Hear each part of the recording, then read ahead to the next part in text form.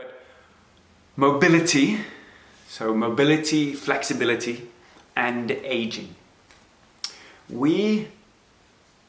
There's a study of blue zones. I don't know if you guys are familiar what blue zones are, but they're pockets of cultures around the world where the majority of the population are living into their centennial years, 100 plus. And so they study what factors link these together. And there's a few of them, like nutrition and habits and stuff. One of the biggest ones is as the population ages, they still contribute to that society. So they have a purpose with that society. In our culture, in the Western culture, what happens is we sort of slide into dysfunction as we age. We get restriction, we get joint immobility. And as that increases and we lose range, we lose function, we have to then get looked after. Once we're being looked after, we're not contributing anymore. So there's an example of sitting. So most of us sit throughout the day and sometimes for hours. What that does is there's a sit bone, the ischial tuberosity is in the glute and it's pushing into the muscle. That pressure into the muscle turns the muscle off, so it becomes dysfunction. So my glute is actually becoming, it's being turned off, so it's not functioning anymore. And that's the main stabilizer of the knee is the glute. So now I lose that stability in the knee. What happens when you lose stability, another muscle in the joint has to restrict. It tries to stop that uncontrollable mobility. So my hip flexors when I sit get shorter and shorter. So in this position, my hip flexors here are short. And each day they get a little bit shorter and it's unnoticeable. So it's millimeters per day I lose mobility. So when I get up, my gait loses range. And it's not a huge amount. I probably wouldn't notice it happens so slowly. But over time, I lose that restriction. So now what happens, I have a shorter gait when I'm walking, and also my hip flex is tighter, so it's restricting me, which means there's elasticity buildup, so it's springing back. And so I'm not only having a shorter range, but my foot is swinging back faster, which throws me off balance. And as I age, I lose proprioception, which is my nervous systems, my body's the way to assess where I am in space. It's also balance, you lose that too. So now I'm going along, I got this leg swinging back and it's not stabilizing. So that's why old people look like they're walking on ice. It's just because of their postural habits through many, many years that contribute to that. And it's happening to all of us daily. We're all getting more restricted and tighter daily. Some other factors that are negative that go along with joint restriction are kinetic chain dysfunction. So kinetic chain, the joints that are in a chain below the other joints. So my shoulder goes all the way down to my wrist, my hip, knee, ankle. And what's interesting is that there's two joints that we call slave joints. So the elbow and the knee are slave joints to the hips above, to the joints above and below. So in the hip, my hip has so much mobility, I can move it almost in a full circle. My ankle, the same thing. So if something goes off in my hip, my ankle can adjust, my knee can't. So my knee can only go in one plane of motion.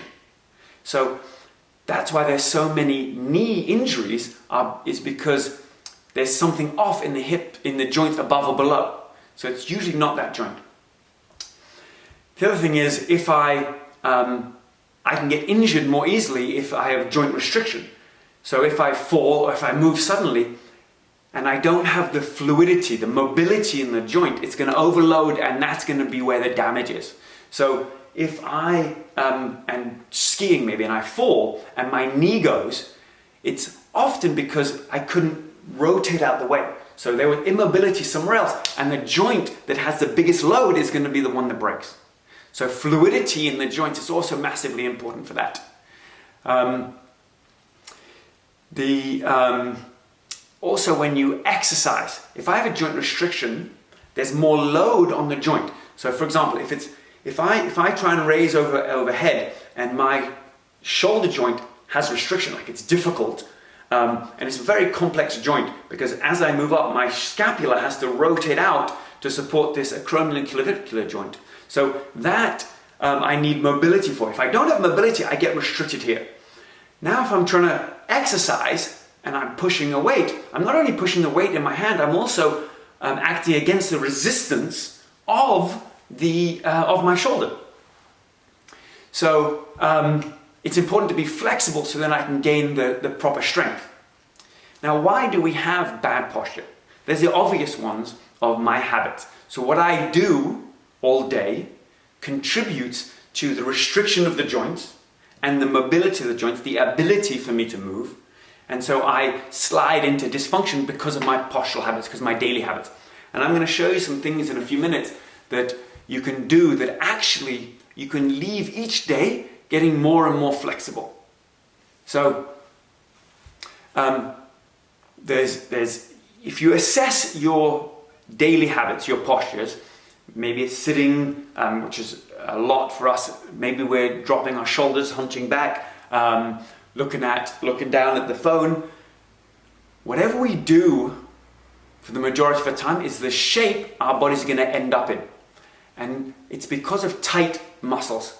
So posture isn't being militant about standing up straight and I'm trying to strengthen the muscles behind me so I can stand up straight. It's also about gaining flexibility so my body can get back into its natural position, the anatomical position that it should be in. Also, along with that postural contribution to the habits contributing to my posture, there's also something that a lot of people don't think about, which is my personality or my identity. So if I'm someone who's very shy, I want to retreat.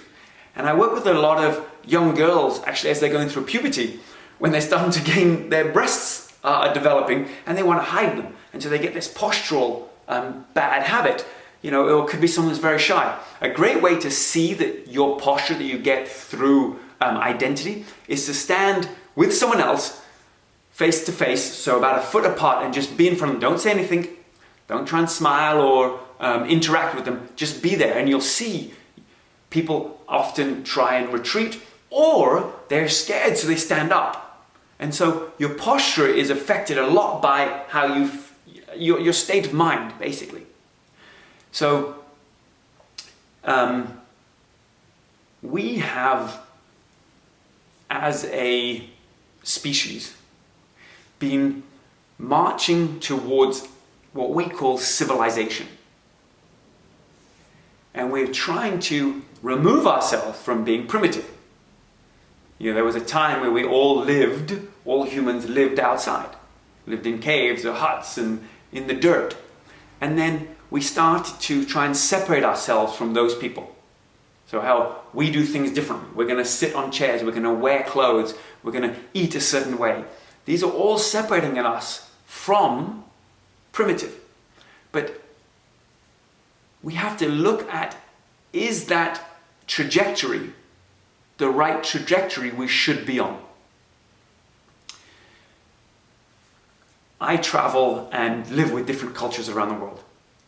And there's some in Fiji that I went where their feet are so massive.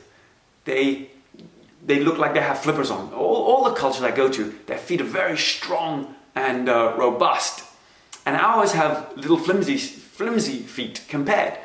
When I was in Fiji, I was racing through one of the jungles, and I kept slipping on the rock because it was wet and the rubber on my shoe kept slipping. And they kept telling me, the indigenous people kept telling me to take off my shoes. And when I did, they were almost in shock at my flimsy little foot that was contained in the shoe. Whereas their foot can grip. I was in another island, and we were in a boat, and this one tribesman was actually steering the boat with his foot. He'd actually gripped around the handle and was steering it with his foot. We should have that dexterity in our foot and that strength in our foot, but we've lost it because of our progress with civilization. We've restricted it. Also, as I mentioned, sitting, what that does. What we want to get back to is closer to the way we used to live. And there's a movement going on now called ground living. And all it really is just living without furniture. So try this. Try not using your furniture. And even if it's not the whole day, just for periods of the day. Because what that does is it puts you onto the floor. I'm not sure if you can see this on Facebook, but on Instagram you can see me that on the floor I get into different positions. I can lie down and I can work or read or do whatever I'm doing, chat in those positions. There's thousands of positions I can be in as opposed to being in a fixed, rigid position. There's a few others I want to show you that you can do, that you can work into your daily routine, so it's not, you don't have to carve out a time in your day to go and stretch and work on flexibility. Things like yoga, the mobility part of yoga I think is great, or stretching is excellent, but you can also work it into your day so then you leave each day a little more flexible. The first one I want to show you is a deep squat. So that's just being in this position. This is a really good position for us. We can actually stay in this position for many, many hours. If you have trouble getting into it, just work it slowly. Just get into it and sit in that position for some time, and eventually you'll feel more comfortable there. I used to be stuck about here and I couldn't get any deeper, but now I can work it. You can also move. This is also, you can sit at the height of a table. And so I don't need a chair now, I can be at this height and still work. Another really good one, if you're working on your computer or at home, you can get a mat or yoga blocks and you're just kneeling on it. Now I can work at this, I don't have to move the height of my desk, I lower myself. Another way to do this is to just do it on one knee, and then I can bring that other knee forward, and now it's even better because I can get flexibility in my hip. So as opposed to shortening my hip flexor, like when I'm sitting and messing my glute, I'm actually doing the opposite. So I'm contracting my glute and pushing my hip flexor forward. So I'm getting a stretch and a contraction there. This is probably my favorite one for working a desk. You want to keep going through different postures. You don't want to sit and fix in one. If you can, move every 20 minutes, if not every hour or 2 hours. Another great one for strengthening the posterior connect chain, because we often end up in this rounded posture, it's because we get tight in the front and weak in the back. So a great one is to lie on the floor. So now I can work, I'll sit here. I can be on my computer, working, and I'm strengthening my back at the same time and gaining the flexibility. These might all be difficult at the beginning because you're not used to it. So just work gently into it. You can get to a place when you're stretching something where you're just a little bit uncomfortable. You don't have to go and force it, and you just sit in that position until the body starts to relax. Another great one is the resting pigeon, if you guys have heard in yoga, which is bringing the foot forward and then rolling the hip over. If you're really restricted there, you can build up with yoga blocks. And you put it under here. So I'm putting the yoga block under my butt or under the side of my leg, and I'm going forward. Now I can sit up here, or I can go down and work down here.